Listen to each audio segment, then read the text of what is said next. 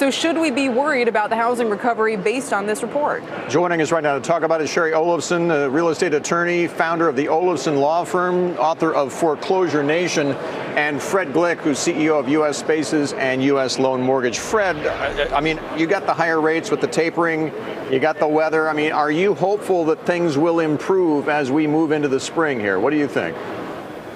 Let me just say the housing market as we knew it from like a year ago, that's over. We're in this new era where it's just nice and steady. There's going to be your crazy blips in the Los Angeles area, San Francisco, New York's.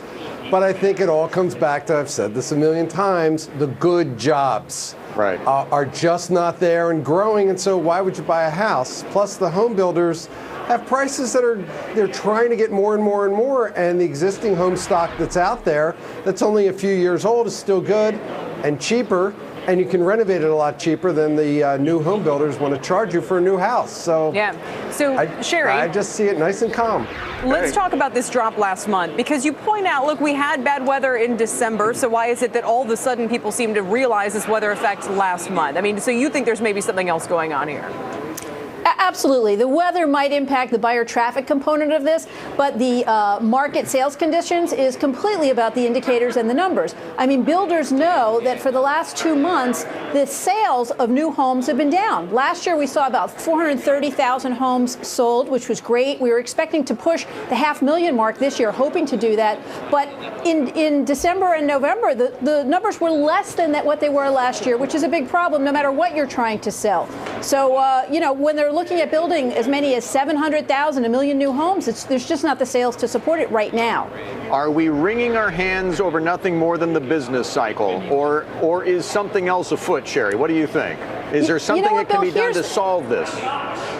Here's the real issue is we're expecting about 2 million new households to be formed this year. More than half of those are going to be renters. So a big problem that America's experiencing right now has to do with wages and income disparity and the lack of affordability in homeownership. The issues like difficulty getting a mortgage, for example, with the new Dodd-Frank rules and changes at the GSEs and rising rates, those are things that will come and go and wane with the tides. But things like affordability, things like jobs and wages and home ownership rates will not.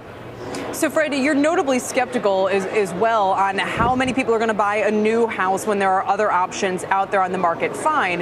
But we know that investors have been snapping up homes across the country, renting them out, to Shari's point. At some point, don't higher rents make those homes, even those new homes, that much more attractive to people?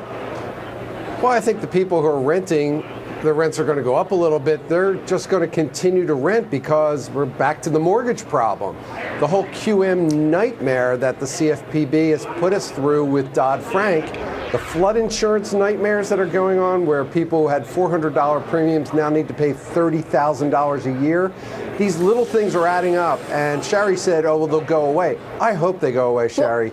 Because it could take years for this stuff to clean up. That's the problem. Yeah, but the other thing I think you'll agree with, Fred, is most buyers they're not comparing renting to buying a new home. They're comparing buying an existing home to buying a new home. And we're going to see a lot more existing homes on the market because millions of people are coming out from negative equity. They're no longer underwater, so they're now able to sell. Shari, but this is an interesting point. Let me just jump in here for a second. If we're talking about a group of people buying new homes that are probably have a higher income relative to renters or to people who are buying existing homes, perhaps a better demographic or something, aren't these the very people who are supposed to be doing better in this economy right now? So why is there then a disconnect between these new home purchases and how the other kinds of purchases in the retail or restaurant sector this group of people is supposedly making?